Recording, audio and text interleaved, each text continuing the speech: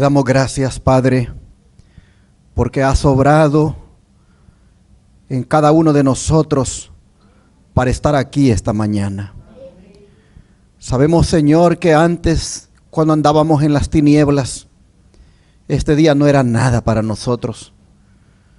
Lo tomábamos como un día común y corriente, pero un día tu luz vino a nosotros y entendimos cuán santo es este día, que fue hecho por un Dios tan santo como tú, y que sin duda los que te buscan en santidad son bendecidos cuando vienen a tu presencia.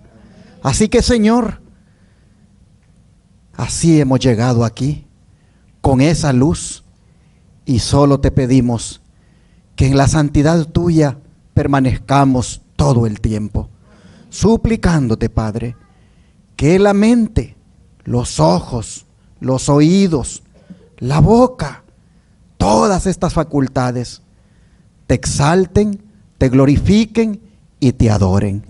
Por favor, que el Espíritu Santo nos conduzca en esta adoración y que la palabra que traes para nosotros hoy alimente nuestra alma, fortalezca nuestro espíritu y nos prepare para ir al cielo. Lo pedimos en el nombre de Jesús. Amén. Quisiera comenzar mi presentación en esta mañana haciendo una pregunta. ¿Cuántos creen que Dios los ama? ¿Están seguros que Dios los ama?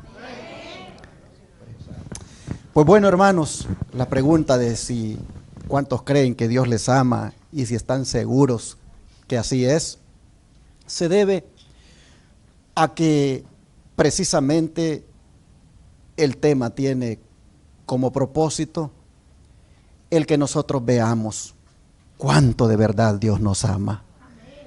Vamos a reflexionar esta mañana en esto basados en una frase que se encuentra en Romanos capítulo 1, versículos 1 al 3. Vamos para allá. Romanos capítulo 1, versículos 1 al 3.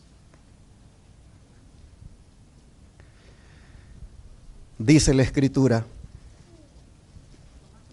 Pablo, siervo de Jesucristo, llamado a ser apóstol, apartado para el evangelio de Dios, que él había prometido antes por sus profetas en las santas escrituras, acerca de su Hijo nuestro Señor Jesucristo, que era del linaje de David según la carne.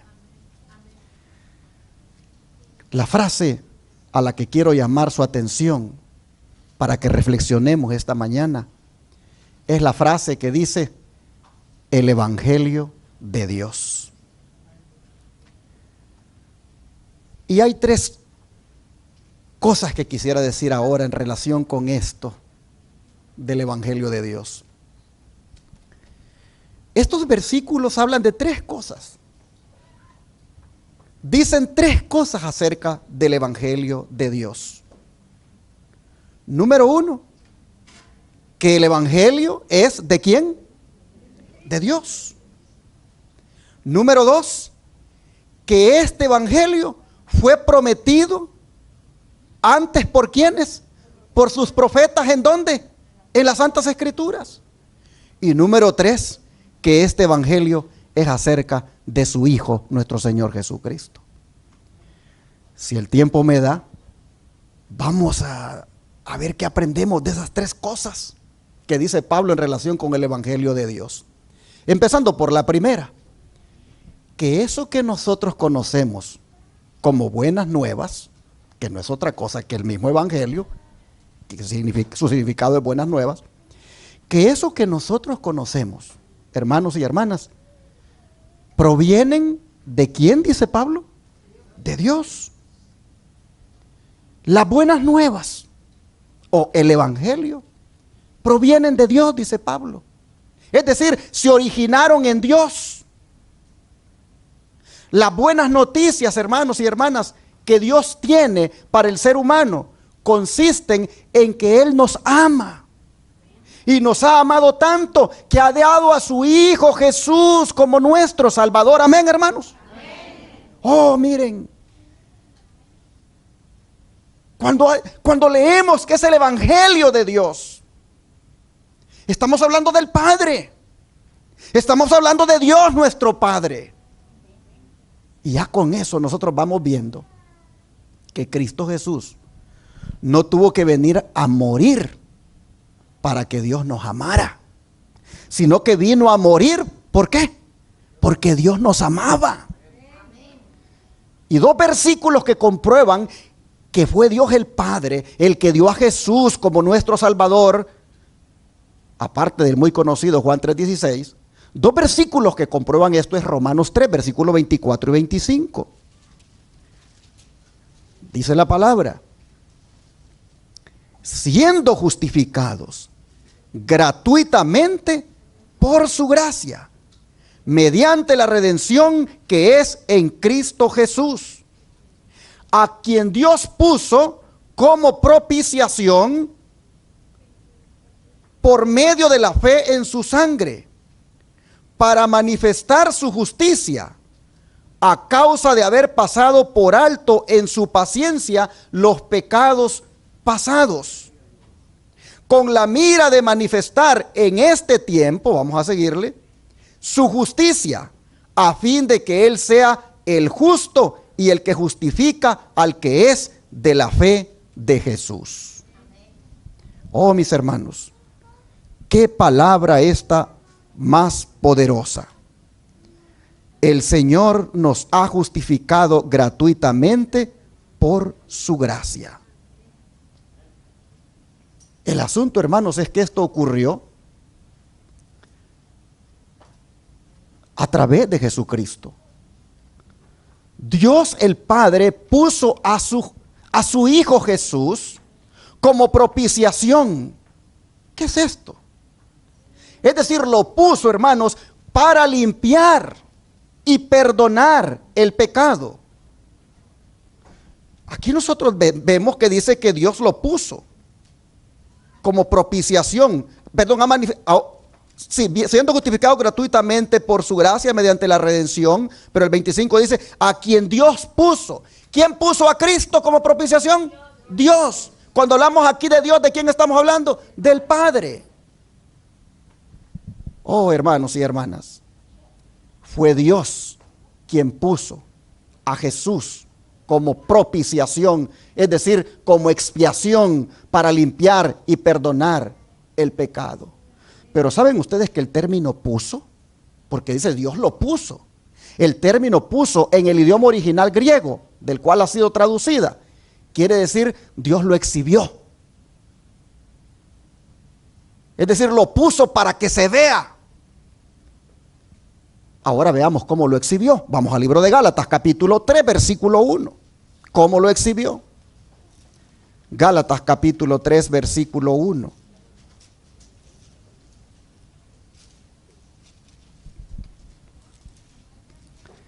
Y la Escritura dice: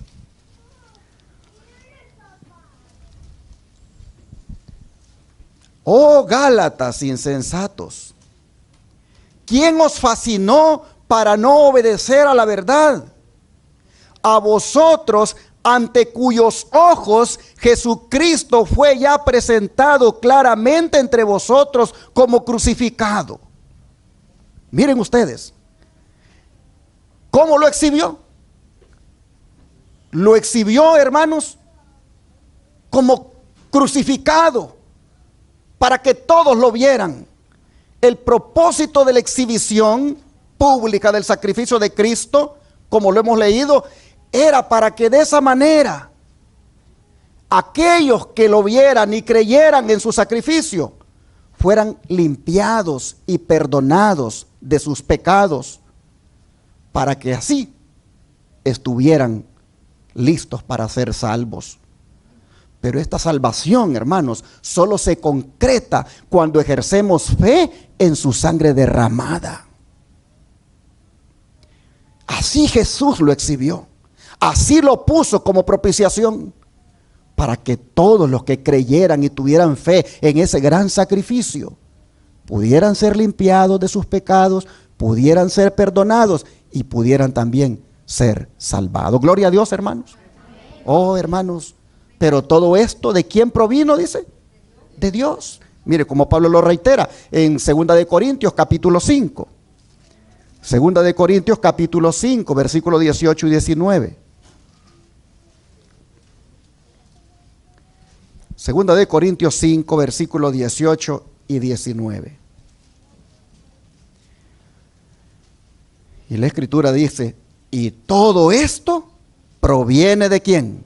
De Dios, quien nos reconcilió consigo mismo por Cristo y nos dio el ministerio de la reconciliación.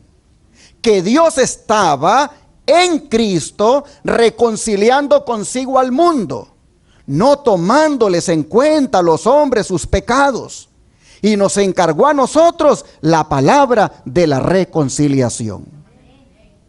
Hermanos y hermanas, a veces los hombres conciben a Dios como un juez severo, lo conciben como un juez airado con los pecadores. A veces, hermanos, algunos conciben a Dios como un juez difícil de ser aplacado, inclemente, listo para condenar. Pero esa idea que tienen de Dios es una idea satánica. Es una idea que el diablo ha colocado para desfigurar a Dios. Oh, hermanos, nosotros vemos acá que Cristo no tuvo que ir a la cruz para apaciguar a Dios, sino que lo hizo como una demostración del amor divino.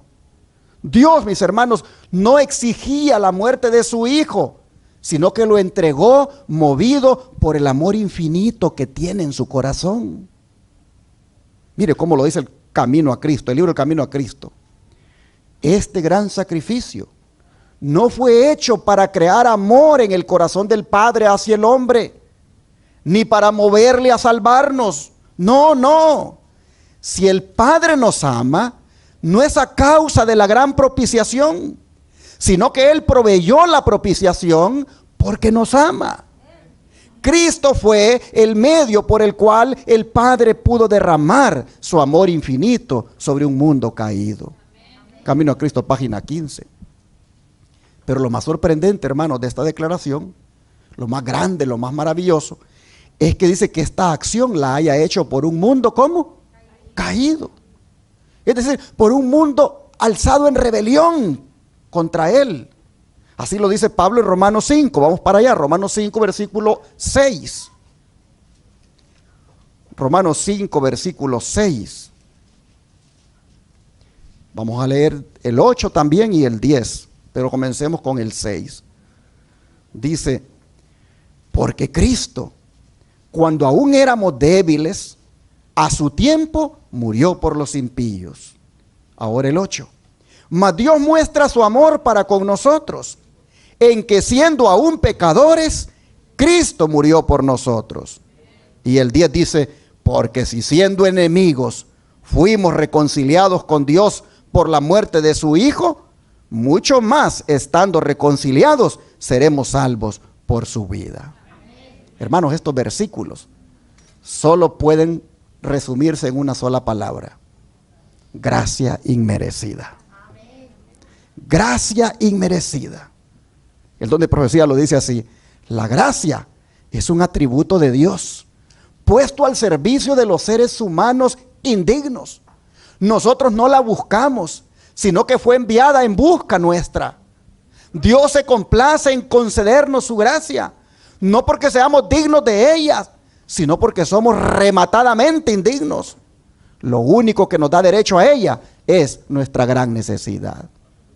¿Qué les parece? Ministerio de Curación, página 119. Lo único que nos da derecho a la gracia es nuestra gran necesidad. Y sí, hermanos y hermanas, hemos leído acá en Romanos 5 que Dios nos buscó a nosotros cuando éramos, ¿cómo dice? Débiles. Cuando aún éramos débiles, dice la palabra. Es decir, cuando éramos impotentes para salvarnos por nosotros mismos. Hermanos y hermanas, nuestra condición natural sin Cristo es una impotencia moral. Es prácticamente estar sin fuerzas en nosotros para ser justificados por nosotros mismos. Pero gracias al Evangelio de la cruz de Cristo, se nos ha capacitado para que podamos nosotros ser convertidos, para que nosotros nos convirtamos al Dios vivo. Eso ha sido posible solo por la gracia. Esto se llama gracia. Gracia proveniente, dice, de Dios. Es decir, gracia que viene antes del perdón, gracia que viene antes de la justificación. Pero hermanos y hermanas, qué revelación del amor de Dios la que nos da Pablo aquí en estos versículos. Miren ustedes, dice que nos amó cuando aún éramos pecadores enemistados con Dios. Hermanos, no puede haber un amor tan inmensurable, no puede un amor llegar tan lejos como este, que Él haya hecho esto cuando aún éramos sus enemigos, pecadores enemistados con Él. Hermanos y hermanas, Dios nos ama no por lo que nosotros somos, sino por lo que Él es. Nosotros no tenemos nada que podamos hacer méritos para obtener ese amor. Todo es un acto de misericordia, una demostración de su carácter, porque nos ama. El don de profecía sigue hablando de este amor de la siguiente manera: el amor de Dios hacia la especie caída es una manifestación peculiar de amor. ¿Qué es eso de peculiar? Que es única. Nadie ha amado como Él ama. Un amor, dice, nacido de la misericordia, porque todos los seres humanos son indignos de Él. La misericordia implica imperfección del objeto hacia el cual se manifiesta. Se debe al pecado que la misericordia entró en ejercicio activo.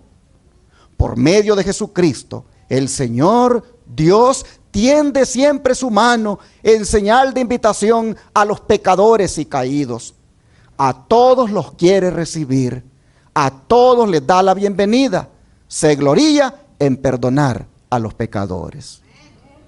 Esto merece un amén. Porque miren lo que Dios hace, hermanos. Se gloría en perdonar a los pecadores, a todos les da la bienvenida, a todos los quiere recibir, les tiende la mano en señal de invitación, porque son pecadores caídos. Oh, hermanos y hermanas, Dios tiene un evangelio. Él tiene noticias buenas para todos los que nos hemos rebelado contra Él, para los que están hundidos en la maldad, para los que hemos abusado de su amor. Hermanos y hermanas, la buena noticia es que Dios nos ama y lo ha demostrado. Lo ha demostrado al exhibir a su amado Hijo en la cruz. Así que el primer punto en relación con el evangelio de Dios es que éste proviene del Padre y lo ha hecho por el grande amor que nos tiene. Pero volviendo a nuestro texto base que leímos, dice que el verdadero evangelio fue prometido por Dios mediante ¿quiénes? Ahí está en verde subrayado. Mediante sus profetas, dice. ¿En dónde? En las Santas Escrituras. Y cuando Pablo habla aquí de las Santas Escrituras, él está hablando de la sección de la Biblia que nosotros conocemos como Antiguo Testamento, pues el Nuevo Testamento apenas estaba en formación en su tiempo. De manera, hermanos y hermanas, que un evangelio que predica una oposición al mensaje del Antiguo Testamento con el Nuevo, ese no es un evangelio verdadero. Un evangelio que da por anulado y terminado el Nuevo Testamento, el Antiguo Testamento, perdón, no puede ser considerado eso un verdadero evangelio. Un evangelio que no toma en cuenta la revelación divina no es el evangelio verdadero. Pablo está diciendo, hermanos, que el evangelio que nosotros conocemos como buenas nuevas de salvación, fue, dice, prometido en las santas escrituras del Antiguo Testamento. El contenido del Antiguo Testamento, hermanos, es la promesa de Dios. Mientras que en el Nuevo Testamento vemos realizada dicha promesa. En el Antiguo Testamento se habla del Cristo que vendría. En el Nuevo Testamento se habla del Cristo que ya vino. En el Antiguo Testamento se habla de lo que Cristo haría por nosotros. En el Nuevo Testamento se habla de lo que Cristo hizo por nosotros. No hay contradicción entre el Antiguo y el Nuevo. No es cierto que el Antiguo hable de un Dios vengativo y el Nuevo de un Cristo de amor. No es cierto que el Antiguo hable de la ley y del juicio y el Nuevo hable de la gracia y la salvación. La Biblia, hermanos, es una, no está dividida, y su tema central es el Evangelio de Dios. Cuando predicamos o enseñamos de la Biblia, sin entender que su contenido central es el Evangelio de Dios, no solo hemos dado un paso erróneo de interpretación bíblica, sino que estamos despojando a la Biblia de ese poder transformador como es su Evangelio, el Evangelio de Dios. Voy a mostrar en esta hora con dos historias bíblicas el poder que existe en la exposición bíblica centrada en el Evangelio. Vamos al libro de Lucas, capítulo 24, versículo 25 y 26. Lucas 24, versículo 25 y 26.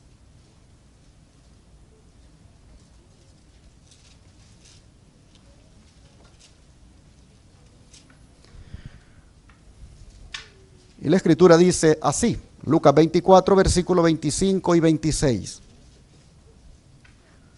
Entonces él les dijo: oh insensatos y tardos de corazón, para creer todo lo que los profetas han dicho.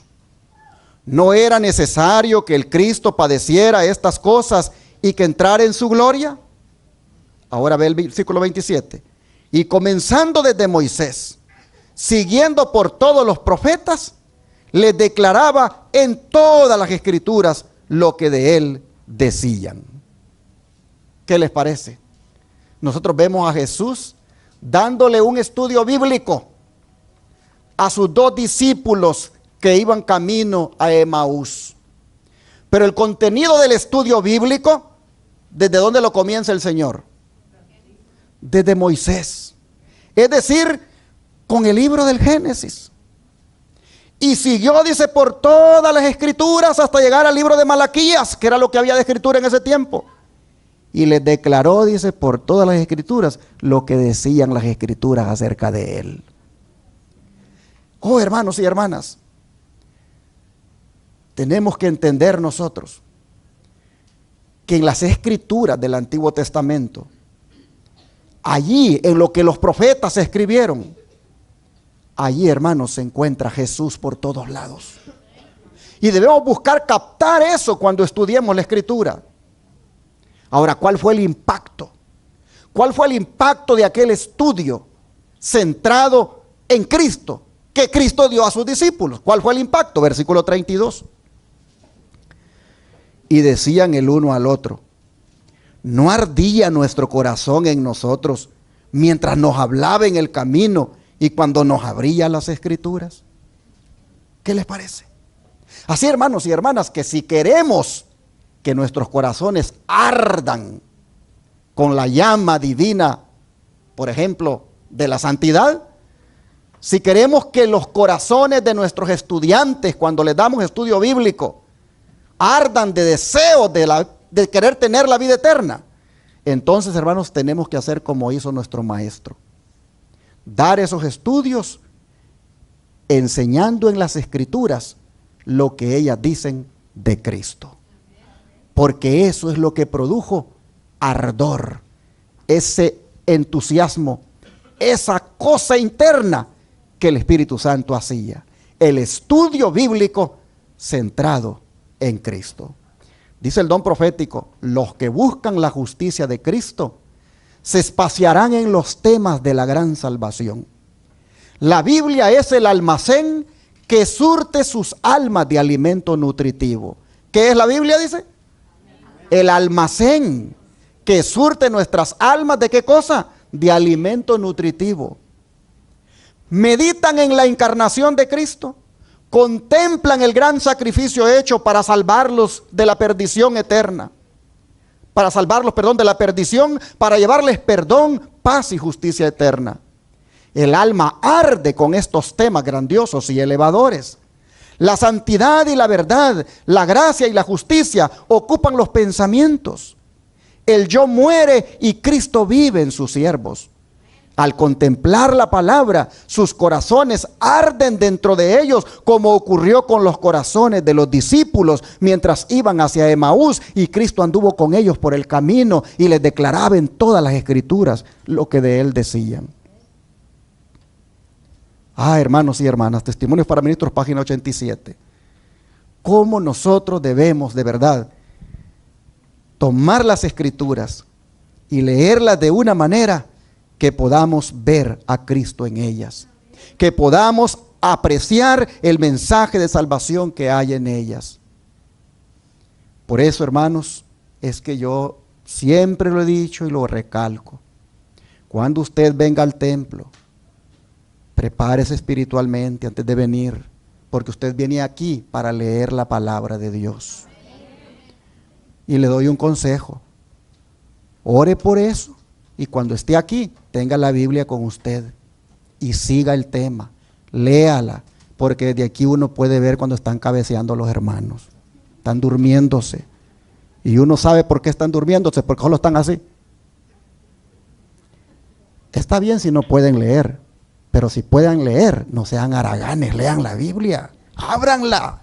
Si Dios para eso les ha dado la escritura, léanla, porque Dios les va a hablar allí. De repente una palabra allí, el Señor va a hacer que te claves en esa palabra y te va a impactar y va a hacer que arda en tu corazón. Pero tú lo vienes a sentarte para escuchar y ni siquiera la lees. Oh, hermano, te da sueño.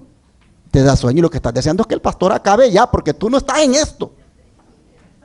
Oh, hermanos y hermanas, el corazón de los discípulos de Emaús ardió cuando el Señor les hablaba de la escritura. Y fue un estudio bíblico algo larguito, porque ¿desde dónde empezó? Desde Génesis se fue, dice, por todas las escrituras, contándoles a ellos lo que decían las escrituras acerca de él, y el corazón de ellos ardió. Oh, hermanos, entendamos. Sigue diciendo el don profético: si el Salvador se hubiera dado a conocer de inmediato a estos discípulos, ellos habrían estado tan felices que no hubieran querido nada más.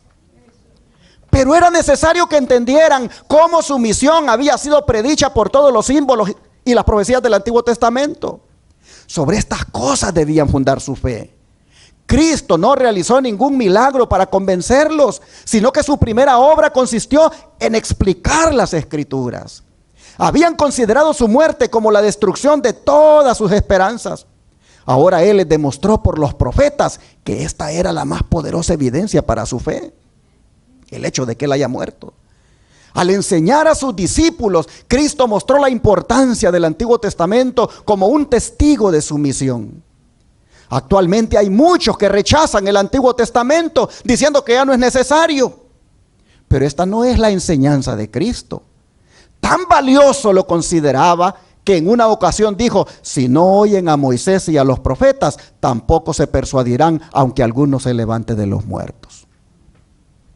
Ahí está escrito en La Única Esperanza, página 149. Y sigue diciendo: hay muchos que no toman en cuenta la historia del Antiguo Testamento. Defienden el concepto de que el Nuevo Testamento ha ocupado el lugar del Antiguo y que por ende el Antiguo Testamento ya no está vigente. Pero la primera obra de Cristo con sus discípulos fue comenzar ¿desde dónde? Desde el alfa del Antiguo Testamento, a fin de probar que Él vino a este mundo y pasó por toda la experiencia que tuvo lugar en la encarnación. El rechazo del Hijo de Dios fue previsto por los profetas y se lo demostró a sus dos discípulos. Ahí está escrito en Cristo Triunfante, página 298. Y sigue diciendo, el Antiguo Testamento es tan ciertamente el Evangelio en sombras y figuras, como el Nuevo Testamento lo es en su poder desarrollado. El Nuevo Testamento no presenta una religión nueva. El Antiguo Testamento no presenta una religión que haya de ser superada por el Nuevo, no. El Nuevo Testamento es tan solo el progreso y desarrollo del Antiguo. Abel creía ¿en quién?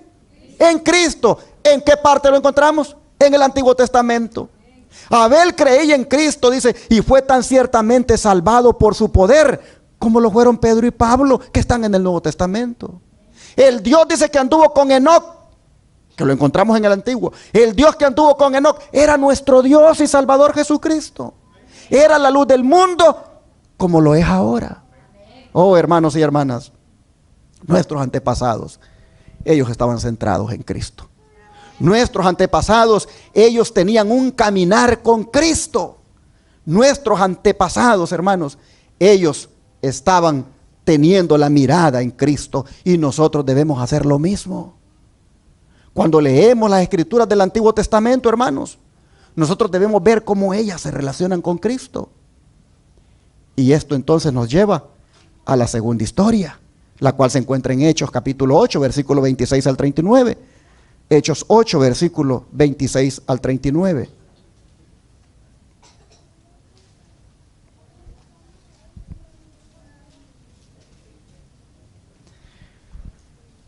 Dice la Escritura, Hechos 8, versículos 26 al 39.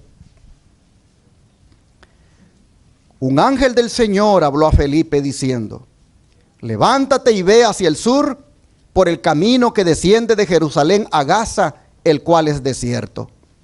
Entonces él se levantó y fue.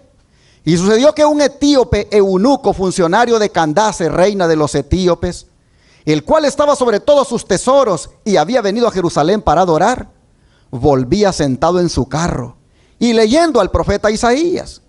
Y el Espíritu dijo a Felipe, acércate y júntate a ese carro.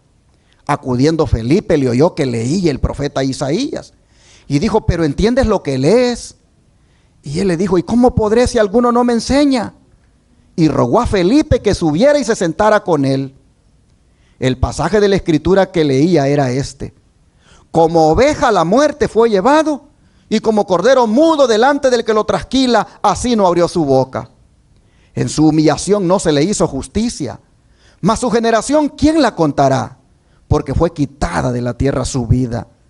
Respondiendo el eunuco dijo a Felipe, te ruego que me digas de quién dice el profeta esto, de sí mismo o de algún otro.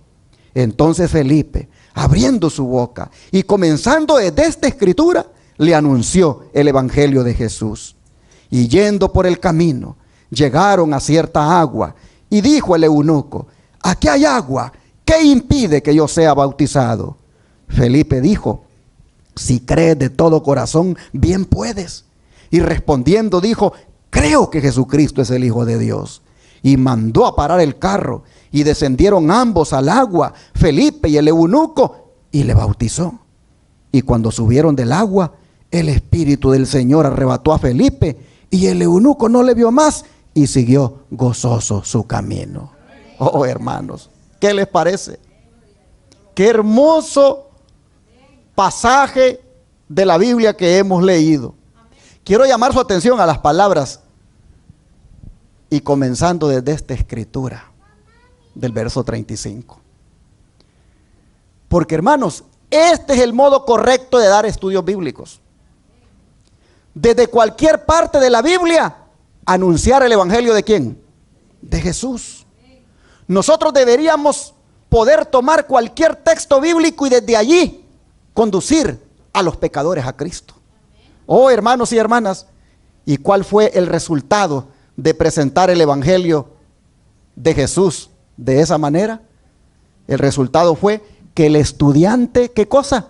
Pidió ser bautizado, y que el estudiante siguió gozoso su camino. Oh, hermanos, miren lo que dice el don de profecía. Este etíope simboliza una numerosa clase de personas que necesita ser enseñada por misioneros como Felipe. Esto es por hombres que escuchen la voz de Dios y vayan donde Él los envíe. Muchos leen las Escrituras sin comprender su verdadero sentido. En todo el mundo hay hombres y mujeres que miran fijamente al cielo. Oraciones, lágrimas e interrogaciones brotan de las almas anhelosas de luz en súplica de gracia y de la recepción del Espíritu Santo. Muchos están en el umbral del reino, esperando únicamente ser incorporados en él. Un ángel guió a Felipe, a uno que anhelaba luz y estaba dispuesto a recibir el evangelio. Hoy también los ángeles guiarán los pasos de aquellos obreros que consientan en que el Espíritu Santo santifique sus lenguas y refine y ennoblezca sus corazones. El ángel enviado a Felipe podría haber efectuado por sí mismo la obra en favor del etíope, pero no es ese el modo que Dios tiene de obrar. Su plan es que los hombres trabajen en beneficio de sus prójimos. En la comisión dada a los primeros discípulos se hayan incluidos los creyentes de todas las edades. Todo el que aceptó el evangelio recibió una verdad sagrada para impartirla al mundo.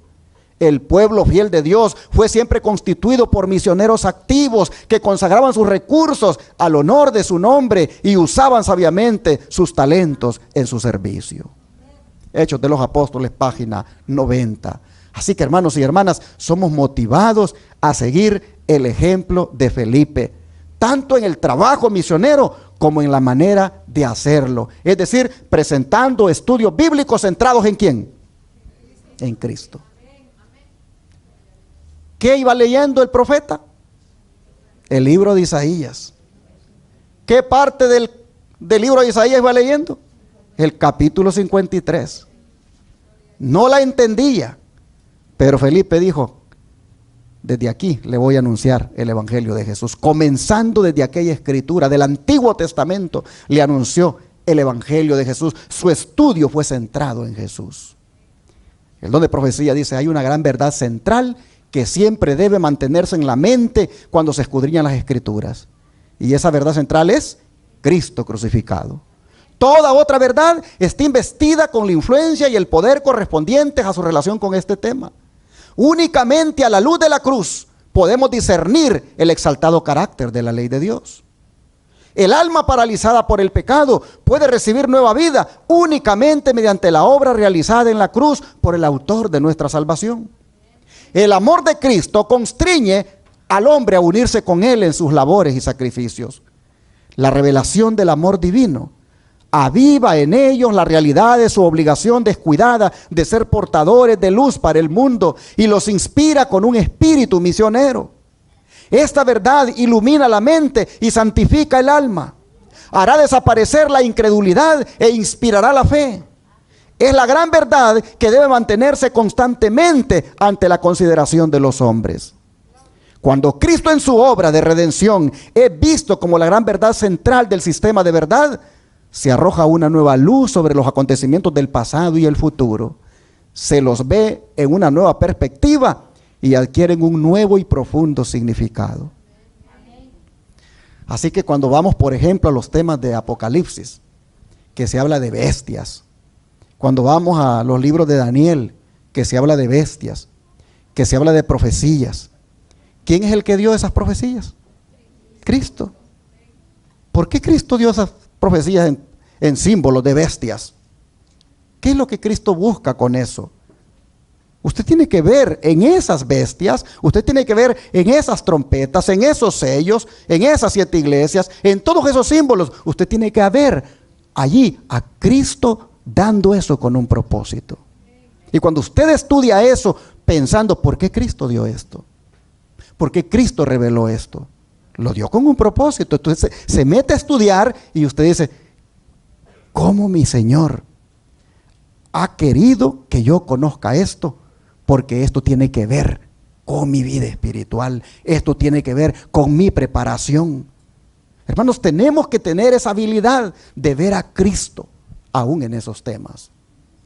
Pero hay un tercer punto, y qué bien que voy a llegar a los 3.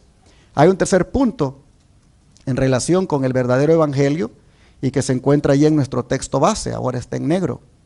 Y es que el evangelio se trata acerca de ¿quién, hermanos? Se trata acerca del Hijo de Dios. Especialmente de lo que Él vino a hacer por nosotros. ¿Y qué hizo Él por nosotros? Pues, ¿qué les parece si leemos lo que el eunuco iba leyendo? Vamos a Isaías 53, versículo 4 al 6. Isaías 53, versículo 4 al 6.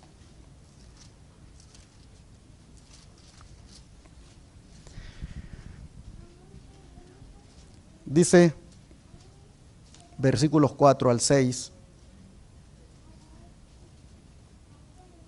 Ciertamente llevó Él nuestras enfermedades y sufrió nuestros dolores. Y nosotros le tuvimos por azotado, por herido de Dios y abatido. Mas Él herido fue por nuestras rebeliones, molido por nuestros pecados. El castigo de nuestra paz fue sobre Él, y por su llaga fuimos nosotros curados. Todos nosotros nos descarriamos como ovejas, cada cual se apartó por su camino, mas Jehová cargó en Él el pecado de todos nosotros. Y pudiéramos seguir leyendo más, pero quiero llamar su atención a la frase que dice, Él llevó nuestras enfermedades. Él llevó nuestras enfermedades en el verso 4. Ciertamente dice, Él llevó nuestras enfermedades. ¿Y por qué quiero llamar su atención a eso? Porque la manera como el espíritu de profecía lo explica es algo muy hermoso. Prefiero que sea el don profético el que lo diga, para que usted vea cómo es que Él llevó nuestras enfermedades, todo lo que involucró eso. Dice, nuestro Señor Jesucristo vino a este mundo como siervo para suplir incansablemente la necesidad del hombre. Él mismo tomó nuestras enfermedades y llevó nuestras dolencias para atender a todo menester humano. Vino para quitar la carga de enfermedad, miseria y pecado. Era su misión ofrecer a los hombres completa restauración. Vino para darles salud, paz y perfección de carácter. Variadas eran las circunstancias y las necesidades de los que suplicaban su ayuda, y ninguno de los que a Él acudían quedaba sin socorro. De Él fluía un caudal de poder curativo que sanaba de cuerpo, espíritu y alma a los hombres. La obra del Salvador no se limitaba a tiempo ni lugar determinado. Su compasión no conocía límites. En tan grande escala realizaba su obra de curación y de enseñanza que no había en Palestina edificio bastante grande para dar cabida a las muchedumbres que a Él acudían. Su hospital se encontraba ¿en dónde? En los verdes collados de Galilea, en los caminos reales, junto a la ribera del lago, en las sinagogas y donde quiera podían llevarle enfermos. Eso era su hospital. En toda ciudad y villa y aldea por donde pasaba, ponía las manos sobre los pacientes y los sanaba. Donde quiera hubiera corazones dispuestos a recibir su mensaje, los consolaba con la seguridad de que su Padre Celestial los amaba. Todo el día servía a los que acudían a Él, y al anochecer atendía a los que habían tenido que trabajar penosamente durante el día para ganar el escaso sustento de sus familias. Todo esto está en Consejos sobre el Ministerio Médico, página 49. Pero no cabe duda, hermanos, que Jesús fue el médico de médicos. ¿Cuántos lo creen? Él fue médico de médicos. Pero no solamente llevó nuestras enfermedades de esa manera como ha sido descrito aquí. Isaías dice que también sufrió nuestros dolores, siendo herido y abatido por nuestras rebeliones. De manera que como cristianos, hermanos y hermanas, cuando contemplamos la cruz del Calvario, podemos decir, allí Él llevó mis pecados en su cuerpo. Allí Él llevó en su cuerpo mis dolencias. Allí Él llevó mis rebeliones.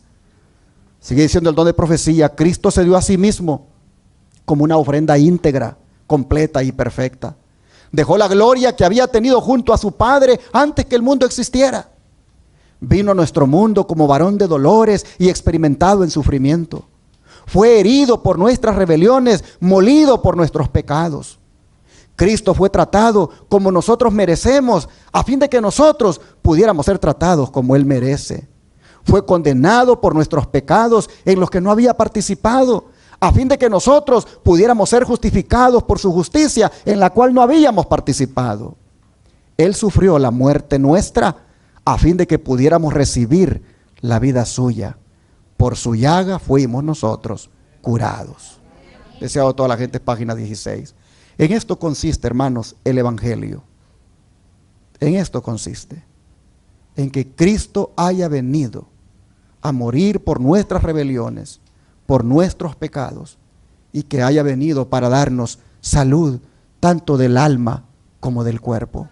Mire Pablo cómo dice en palabras tan magistrales esto que el Señor ha hecho por nosotros. Vamos a 2 Corintios capítulo 5, versículo 21. 2 Corintios capítulo 5, versículo 21.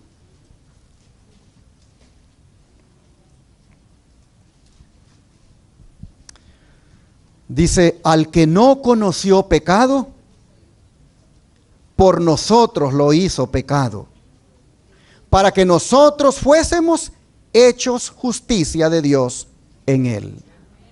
Qué palabras más contundentes. Nunca cometió el Señor pecado, ni en palabra, ni en pensamiento o en hecho. A través de toda su vida, Él se abstuvo de toda forma de pecado. En esta tierra Él vivió una vida santa, incontaminada y pura. Y siempre estuvo consciente de estar en armonía con la voluntad de su Padre. Cristo, hermanos y hermanas, el ser sin pecado, tomó la humanidad pecaminosa, tomó a la humanidad pecaminosa, la tomó en su corazón y experimentó las tentaciones que nos acosan, pero no fue vencido por ninguna de ellas.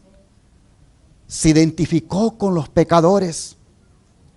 Sobre la cruz, hermanos y hermanas, cuando llegó la hora para la cual había venido al mundo, allí Él llevaba los pecados de muchos y se convirtió en el Cordero de Dios que quita los pecados del mundo. La culpabilidad de todo el mundo fue cargada sobre Él como si hubiera sido suya esa culpabilidad. Dice que fue contado con los inicuos. Cristo se identificó con el pecado, hermanos. Lo tomó sobre sí mismo en un sentido real y sintió el horror de lo que es estar separado de Dios por causa del pecado. Cuando Él decía, Dios mío, ¿por qué me has abandonado? Era el pecado suyo, hermana, el pecado suyo, hermano, mi pecado, el que causaba que Él se sintiera abandonado por Dios. Dice que Dios lo hizo pecado, es decir, lo trató como que si Él hubiera sido usted, como hubiera sido yo. Lo trató como un pecador, aunque no lo era. Dios lo hizo pecado. Hermanos y hermanas, estas verdades de este versículo 21 están prácticamente entre las palabras más significativas de la Biblia. En este versículo está resumido el plan de salvación al declarar la absoluta impecabilidad de Cristo, la naturaleza vicaria de su sacrificio y cómo el hombre ahora se libra del pecado solamente por medio de Él. Dice que lo hizo justicia de Dios en Él por nosotros. Así como nuestros pecados, hermanos, le fueron imputados a Cristo, así Él nos imputó su justicia.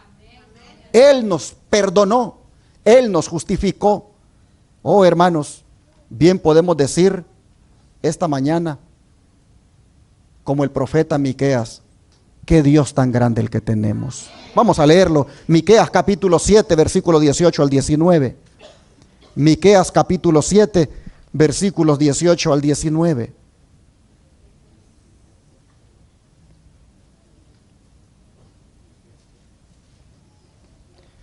Miqueas 7, versículo 18 al 19, dice: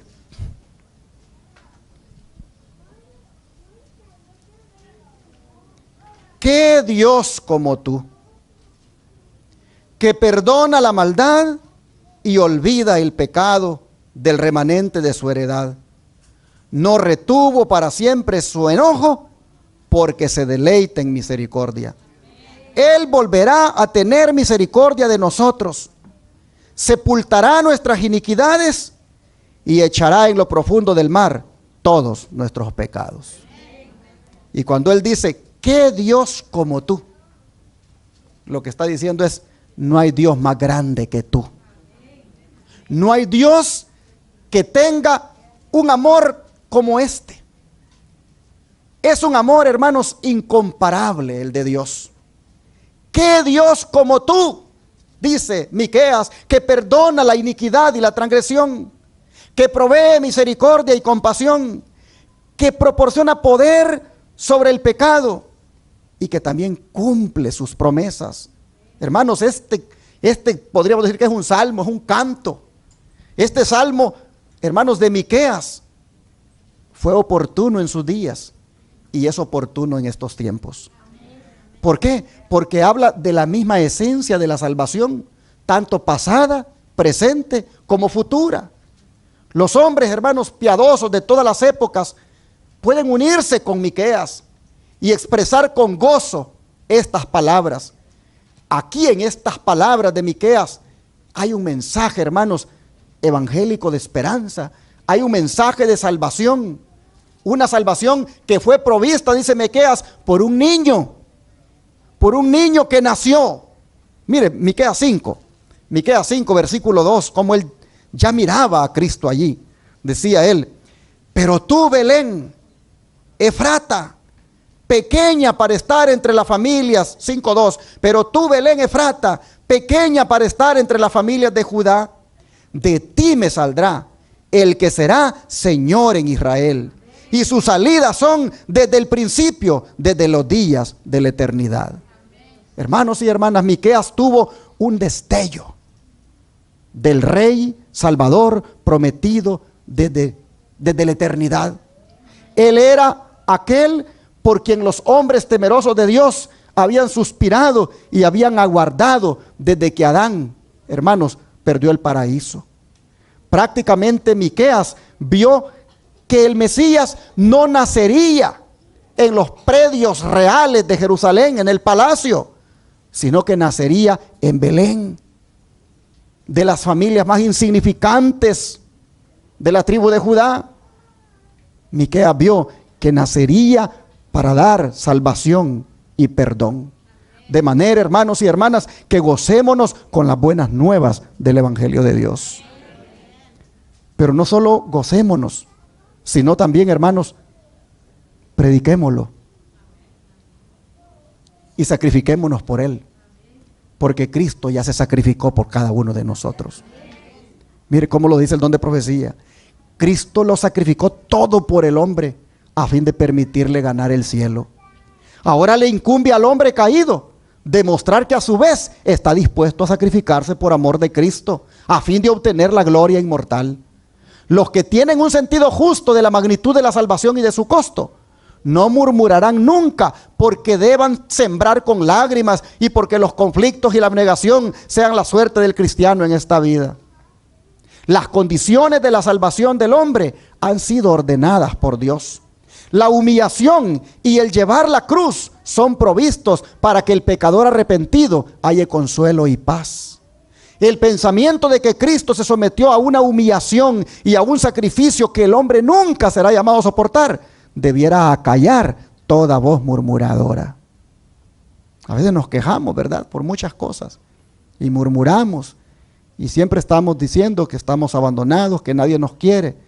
Pero dice que cuando contemplemos a Cristo y todo lo que sufrió, mejor nos callaremos.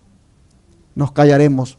Dice, el hombre obtiene el gozo más dulce por su sincero arrepentimiento ante Dios, por la transgresión de su ley y por la fe en Cristo como Redentor y abogado del pecador. Hoy los testimonios, tomo 1, página 409. Pero hermanos, hay que sacrificarnos por este evangelio.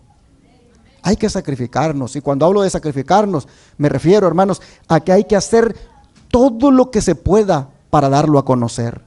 Hay que apoyar, hermanos, todo lo que tenga que ver con la predicación del evangelio. Gracias a Dios, como iglesia, estamos predicando el evangelio con la obra médica misionera que estamos haciendo en Shepherd. Gracias a Dios, estamos predicando el evangelio con los libros que se reparten.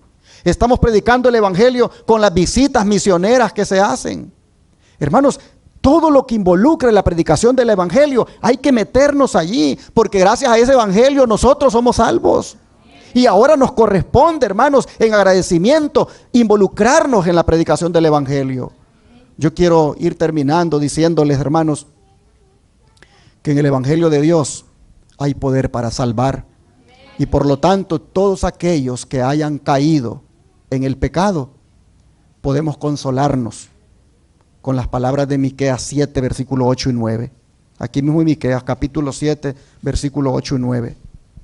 Dice: tú, enemiga mía, no te alegres de mí, porque aunque caí, me levantaré. Aunque more en tinieblas, Jehová será mi luz. La ira de Jehová soportaré, porque pequé contra él, hasta que juzgue mi causa y haga mi justicia. Él me sacará a luz, veré su justicia. Oh, hermanos, a veces Satanás, él se deleita cuando caemos en pecado. Él se ríe cuando nos ve que fallamos. Pero Miqueas dice: tú, enemiga mía, no te alegres de mí. Es como decirle a Satanás: no te burles, porque aunque he caído o aunque caí, me voy a levantar. Hermanos y hermanas, ¿quién no ha caído aquí? ¿O quién no cae aquí? A ver, levante la mano el que es perfecto, que no cae en nada. Hermanos, el que pretende que nunca cae es un hipócrita. Hermanos y hermanas, pretender que nunca se cae no es evangelio. Eso es hipocresía. Pero también permanecer siempre caído, eso es apostasía. Así que lo que hay que hacer es lo que dice Miqueas: tú, enemiga mía, no te alegres de mí, porque aunque caí, ¿qué cosa? Me levantaré. No es evangelio estar caído todo el tiempo, hermanos. Eso es apostasía. Evangelio es que si caes, te levantes con el poder de Dios. Oh, hermanos y hermanas, hay que mantenernos luchando. Hay que mantenernos perseverando en este evangelio. Voy a terminar hablándole de esos dos hombres. Esos dos hombres que están ahí. En el año de 1924, uno se llama George Mallory y el otro Andrew Irvine. Ellos decidieron escalar el monte Everest, la montaña más alta del mundo. Y mientras otros que los acompañaron abandonaron el intento cuando estaban a escasos 300 metros de llegar, ellos decidieron mantenerse en la lucha por lograr su gran objetivo, costara lo que costara. Y en la mañana del 8 de junio, el geólogo a cargo de la expedición pudo ver a la distancia las dos figuras que parecían hormigas que avanzaban resueltamente hacia la cumbre y que se hallaba ya apenas a 12 metros de ella. Cuando en ese momento una niebla cubrió la cima y esa fue la última vez que se les vio.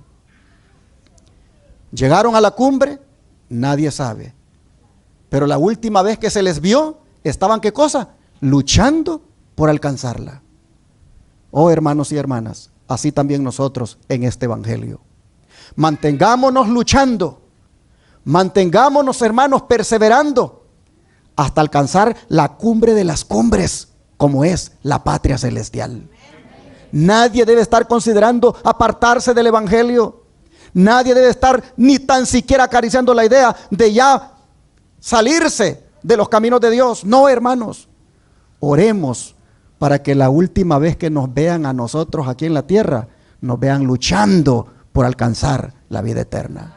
Oh, hermanos y hermanas, ojalá que lo hagamos, que perseveremos, y solo lo vamos a hacer si dejamos que este evangelio bendito nos transforme, si dejamos que este evangelio bendito, hermanos, ejerza su poder en nosotros. Así que esta mañana mi llamado para todos es: perseveremos, hermanos, en el evangelio. Perseveremos en el evangelio, y si nos hemos alejado de Dios, hermanos, dejémonos alcanzar por el evangelio. Oh, hermanos, vengamos a Jesucristo hoy. Si caíste, hermano, hermana, en el pecado esta semana que pasó, haz lo que dice Miqueas. No te burles de mí, Satanás, porque hoy me voy a levantar. Porque hoy mi Cristo con su evangelio me alcanza. Hoy mi Cristo con su evangelio me salva. Hermanos, vengamos a Cristo. Rindámonos al Señor.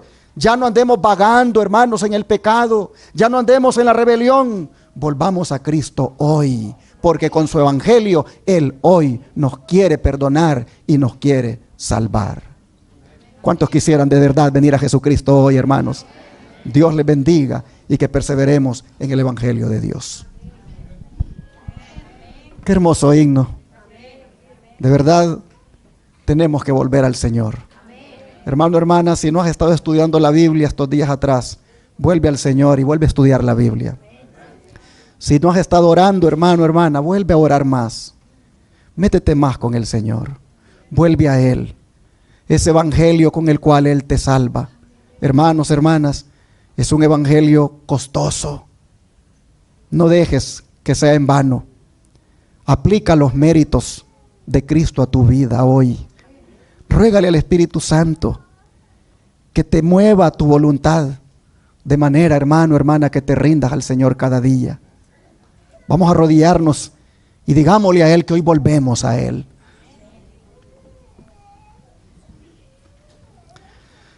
Padre Celestial, gracias por tu evangelio. Gracias porque tú pensaste en nosotros y nos demostraste tu grande amor al hacer tan grande sacrificio. Gracias, Padre, porque tú, no cabe duda que tu amor es inmensurable. Estamos aquí, Señor, reconociendo que nadie nos ha amado como tú y nadie nos va a amar como tú. Tú eres el único. De manera, Padre, que te rogamos que seamos agradecidos y apreciando ese grande amor, volvamos a ti hoy. Padre, doblamos las rodillas y te decimos, perdónanos por haberte ofendido. Perdónanos por no haber sido agradecidos todo este tiempo. Perdónanos por no haber apreciado tu evangelio. Perdónanos, Señor, porque no consideramos ese grande amor mostrado allí. Pero ahora que tú nos has hablado, te decimos, Señor, ayúdanos para no seguir siendo desagradecidos. Ayúdanos, Padre, de tal manera que apliquemos los méritos de ese evangelio a nuestra vida y así, Señor, quedar justificados delante de ti. Padre, te rogamos que tu justicia caiga sobre nosotros, que tu justicia nos sea imputada, nos sea acreditada y así quedemos hoy perdonados y limpiados por ti. Padre, nos entregamos a ti y te pedimos que de ahora en adelante nos consagremos más. Apreciando esto, Señor, vivamos solo para ti. Ayúdanos, Señor, a vencer toda tentación, a vencer, Señor, todo pecado en nuestra vida. Ayúdanos a ser victoriosos. Padre, gracias. Te pedimos esto en el nombre de Jesús. Amén.